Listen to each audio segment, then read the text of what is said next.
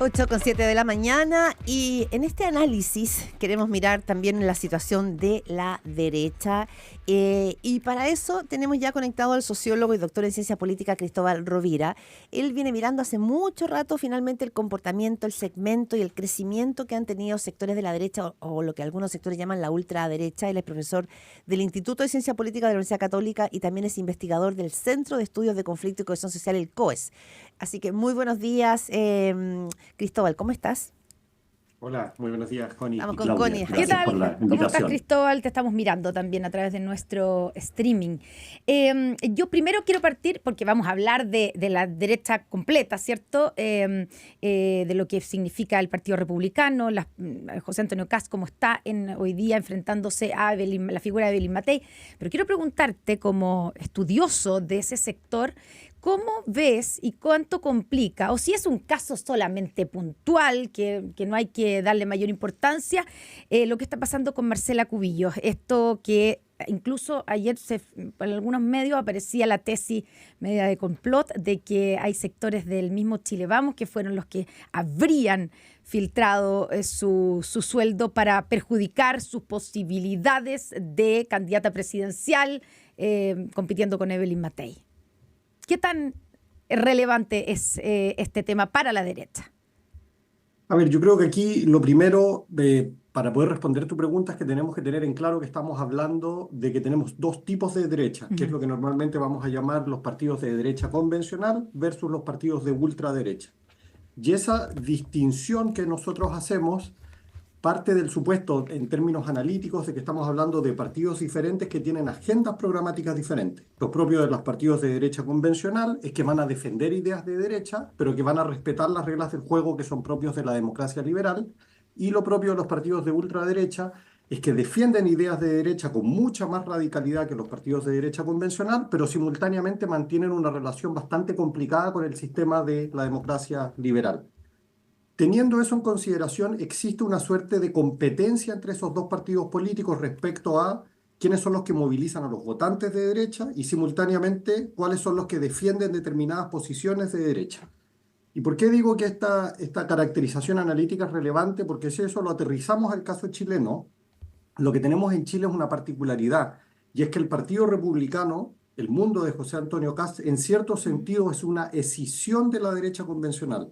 No nos olvidemos que José Antonio Kast viene de la UDI, no nos olvidemos que gran parte de los cuadros que están al interior del Partido Republicano provenían de la derecha convencional, no solo la UDI, sino que también RN. ¿Por eso dices tú que no es el Partido Republicano un partido de extrema derecha, sino que No, yo digo que sí es un Ya, partido de ultraderecha, pero que es un partido que es una Escindido. división que perfecto. anteriormente provenía de la derecha convencional. Lo que pasa en otros países del mundo, piensen ustedes en Vox en España, que Santiago Abascal hizo toda su carrera política al interior del PP, del Partido Popular, y en algún momento decide formar su propia formación política, que es Vox, y mucha de la plana mayor de Vox provenía también del Partido Popular. Sí.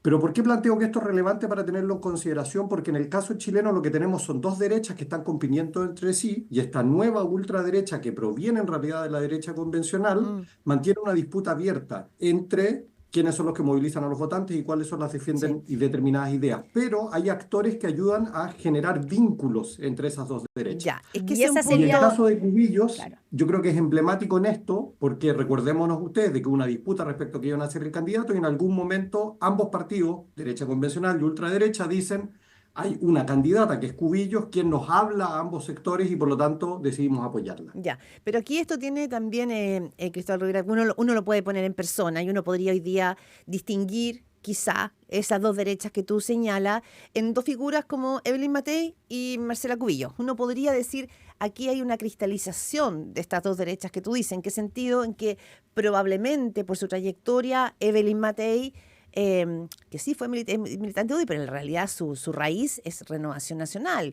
y una derecha, probablemente esa derecha de los 90, una derecha más transversal o una derecha más clásica, más tradicional. Y Marcela Cubillos viene de la UDI, recordémoslo. Lo que pasa es que ha ido como girando, ¿no es cierto?, hacia un sector de una derecha que ellos no dicen más dura, sino que una derecha probablemente más doctrinaria o más ideológica. Entonces, eso que tú dices hoy día lo tenemos cristalizado en dos figuras. Eso es lo que estamos viendo, una pugna entre dos derechas, porque también vemos que aquí entre medio tenemos caso Audios, que no sé si tiene que ver con un choque de dos derechas. Tenemos el cuestionamiento de una figura como Andrés Chadwick, que es una figura bien angular en las historias de la derecha, y tenemos también una conversación frente a la ciudadanía respecto de sueldos que son millonarios y que hay que ver cómo decantan. Sí. Está todo eso junto, pareciera ser. Claro, efectivamente, y aquí yo creo que nuevamente viene la curiosidad un poco del caso chileno, porque si hacemos un poquito de historia y nosotros nos vamos para atrás y pensamos en el Chile de los 90, lo que teníamos son partidos de derecha, la UDI y RN, que estaban muy a la derecha. Recordemos que era la época de la transición a la democracia, donde esos partidos tenían una raigambre muy fuerte con el pinochetismo, y durante los años 90 esos partidos de derecha siguieron manteniendo posiciones muy marcadamente de derecha, y eso es lo que los hacía muy poco competitivos electoralmente. Recordemos la primera elección del año 1990 con Hernán Büchi, le va tan mal a la derecha que ni siquiera hay segunda vuelta electoral. La segunda elección del año 1994 con Alessandri como candidato, nuevamente esa derecha está tan a la derecha de que ni siquiera logra pasar a la segunda vuelta electoral. Y durante los 90 hay un proceso gradual de moderación programática de esa derecha, y aquí yo creo que una de las figuras claves fue el expresidente Sebastián Piñera, quien siempre tuvo una raigambre más de centro de la democracia cristiana, venía desde ahí, y él, no solo él, pero un conjunto de actores logran que esa derecha empiece a volverse más de centro, a una derecha más convencional. Pero en ese proceso de moderación programática hay determinadas figuras que empiezan a sentirse huérfanas, que es por dar un ejemplo José Antonio Kast. Entonces yo creo que si nosotros hacemos esta revisión histórica, siempre existieron, por así decirlo, estas dos derechas que se mantenían unidas, y hoy en día lo que tenemos es que se fragmentaron y tenemos una disputa abierta entre esos dos campos que podríamos decir, como tú bien dices, una de esas voces podría ser Evelyn Matei, que hoy en día pareciera ser la candidata principal de esa centro-derecha más moderada, y por otro lado tenemos a José Antonio Kast y el Partido Republicano, que tiene estas versiones más radicales claramente. Ya, tú pues sitúas este paralelismo, digamos, una derecha tradicional representada por Evelyn Matei y al otro lado José Antonio Kast. ¿Dónde queda Marcela Cubillos? Tú dijiste algo así como hay ciertas figuras que permiten hacer como puentes entre estas dos derechas. Esa sería Marcela Cubillos y por eso, de alguna manera, podría representar una amenaza para la candidatura de Evelyn Matei, más que José Antonio Kast, que Claro, parece yo creo estar que en bajada o en caída en términos de si uno mira las encuestas. Claro, o sea, efectivamente aquí lo que tenemos es que hay algunas figuras que fungen como puentes, y Marcela Cubillos yo creo que es una figura emblemática al respecto, y lo vimos en el proceso de la nominación para la candidatura a Las Condes, donde no se podían poner de acuerdo estas dos fuerzas de derecha, y dicen, tenemos una candidata, lo dice José Antonio Kast, lo dice también la derecha convencional, que nos representa. Y ahora esa candidata está siendo seriamente cuestionada por lo que todos hemos sabido en el último tiempo. Y por lo tanto, yo creo que este es el momento en el cual aquellos actores de derecha convencional que no se sienten cómodos con el acercamiento hacia la ultraderecha son los que están empezando a decir hasta qué punto tenemos que mantener una coalición con este tipo de fuerzas políticas que en el fondo terminan dañando nuestra marca partidaria. Y yo creo que ese es parte del debate de lo que estamos viendo ahora, y que yo creo que va a seguir, porque todo indica que este caso no se va a cerrar mañana, sino que sigue escalando. Una consulta breve, perdona, Connie. Cuando ponemos este tema en lo que hoy día representa a Marcela Cubillos, estamos, digamos, fuera de la discusión y la polémica por su sueldo y si corresponde o no corresponde, si es legal o no. Me llama la atención porque uno podría decir, y tú mismo, Cristóbal, has hecho un estudio, ¿no es cierto?, sobre el crecimiento de la ultraderecha en América Latina, que la figura que representa el crecimiento de esa derecha es mucho más José Antonio Kast. ¿Por qué estamos hablando hoy día de Marcela Cubillos como una figura que representaría ese movimiento de una derecha más dura o una derecha más ultraderecha? Porque yo creo que, tal como conversábamos antes, las derechas se sienten hoy en día fragmentadas, y es verdad que José Antonio Kast levanta un proyecto propio, pero si uno lee cuáles son las opiniones que tiene Marcela Cubillos y cuáles son el tipo de propuestas que ella levanta, su agenda programática está mucho más cercana al Partido Republicano pongámoslo al polo, de lo que podría ser Evópolis. Claramente es una figura que, aun cuando ella se presenta como un puente entre estas ambas derechas, su postura tiende a ser mucho más radical y la acerca hacia el mundo de José Antonio Kast. Ya, y entonces la pregunta es, entrando en la parte de la contingencia, digamos, ¿a ti te hace sentido, conociendo además cómo funcionan las derechas, que esta polémica sobre el sueldo de Marcela Cubillos haya sido iniciada, impulsada por sectores de la misma derecha tradicional. ¿Te hace sentido eso o es una teoría conspirativa más? O sea, yo sinceramente no tengo evidencia alguna Mm, para poder saber si eso es cierto o falso, puede ser una posibilidad, pero yo creo que lo que aquí sí estamos viendo es que si uno observa cuál es la reacción que tiene Marcela Cubillos y el mundo de derecha que la defiende, es que reflejan una vez más posturas que son de derecha muy radical y que se alejan de cuáles son las posiciones del grueso de la ciudadanía. Personalmente a mí, no sé qué es lo que le pasa a ustedes, pero esto me recuerda mucho a lo que sucedió en Chile antes del estallido social, donde teníamos ministros de Piñera diciendo determinados comentarios que reflejaban muy bien la falta de sintonía con lo Mm. que piensa el grueso de los ciudadanos. Piensen ustedes que el sueldo de Marcela Cubillos de 17 millones es mucho mayor, y lo digo como alguien que trabaja en las universidades, de lo que generalmente recibe un rector de una universidad. mm, Entonces uno se puede hacer la pregunta, ¿cómo puede ser que un profesor que trabaja al interior de una universidad gane más que el sueldo de un rector? Y Mm. las justificaciones que se brindan, permítanme decirlo, son absolutamente irrisorias. Pero siguen La esos ju- actores planteando como Eh, si eso fuese Las normal. justificaciones, o sea, las razones que ha dado Marcela Cubillos son que esta es una universidad privada y que por lo tanto la manera en que se pactan las remuneraciones no tienen que pasar, que la izquierda no puede, No, digamos, que tiene, ella lo que sostiene es la libertad de fijación de los sueldos claro, y que una exactamente. universidad también le da ciertos valores distintos a cada uno y que ella incluso le pueden estar asignando un valor como de alguna manera como rostro para captar Reputacional. estudiantes, y ella dice como argumento que su curso de Derecho Constitucional tenía fila para poder entrar. Mm. Entonces, por lo tanto, ella dice, eso es evidente que vale más que otro profesor que tal vez no tiene esa cualidades, entre comillas.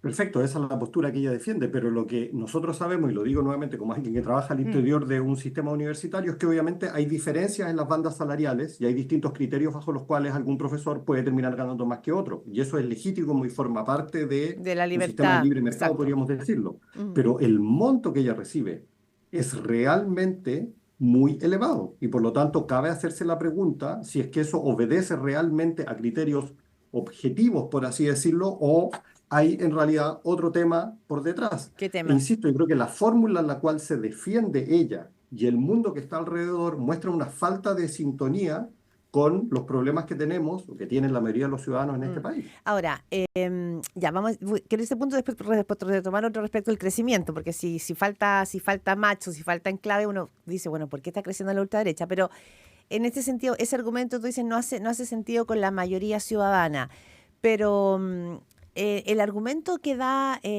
Marcela Cubillo, y lo hace finalmente criticando a la izquierda o al octubrismo, es que aquí se quiere determinar o se quiere restringir las libertades. Y puede ser un tema importante para la ciudadanía, el tema de la libertad y de cómo opera finalmente, comillas, el mercado. O las universidades funcionan de una manera distinta, Cristóbal Rovira. O sea, a ver, de partida tenemos que recordar un tema, y es que es verdad que la Universidad de San Sebastián es una universidad privada, pero recibe fondos públicos. Vale decir, en cierto sentido, parte de ese salario que ella está recibiendo es de los impuestos que todos nosotros pagamos. Y no son cifras menores las que recibe la Universidad de San Sebastián al respecto. Entonces, aun cuando es verdad que este es un tema entre privados, hay fondos públicos que están al interior de ese financiamiento. E insisto, yo viéndolo dentro del sistema Mm. universitario, a mí me parece curioso de que exista un profesor, yo no sé cuáles son los salarios de la Universidad de San Sebastián, pero no estoy seguro de que el rector de esa universidad tenga un sueldo equivalente. Si ustedes se meten a transparencia, están los sueldos de los rectores de las universidades públicas en Chile y no tienen esos montos de salario. Entonces, igual uno se puede hacer la pregunta, Mm. ¿por qué alguien que trabaja al interior de una empresa recibe mucho más que el gerente de esa empresa, que es el sueldo mayor, ¿o no? Igual hay algo que es curioso al respecto, ¿no? Sí. Es curioso que haya un profesor que pueda ganar el doble de lo que puede ganar el rector dentro de una universidad pública. Es curioso eso. Estamos conversando con Cristóbal Rovira, profesor de Ciencia Política en la Universidad Católica, investigador asociado del COES también, y además un experto en las derechas y la ultraderecha sobre todo. Cristóbal, te quería preguntar a partir de lo que está pasando en nuestro país, porque cuando uno escucha a Marcela Cubillo, ayer en una entrevista repitió, no sé cuántas veces, pero por lo menos más de una docena, la palabra libertad.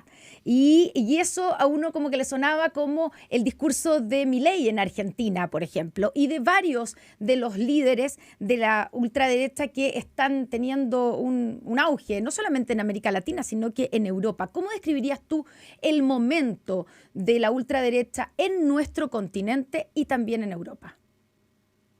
A ver, yo creo que aquí en términos generales, obviamente que hay muchas diferencias entre Europa y América Latina, Ujú. así como las existen en Argentina, en Chile y entre Alemania y Suecia, etcétera. Entonces, encontrar como un argumento central es difícil porque hay peculiaridades. Pero si tratamos de hacer una generalización, yo creo que hay un argumento que es importante de tener en consideración, y es que los sistemas democráticos, tanto en Chile como en el mundo, han ido logrando a lo largo del tiempo, a pesar de todos los problemas que tienen, de ir incorporando de mejor manera a determinados sectores que han estado históricamente marginalizados. ¿A qué es lo que me refiero con esto? Si pensamos en Europa hoy en día, hay mucha mayor conciencia que son sociedades multiculturales que están compuestas por una cantidad de inmigrantes bastante grande y que las sociedades tienen que adaptarse con políticas públicas hacia esas comunidades migrantes.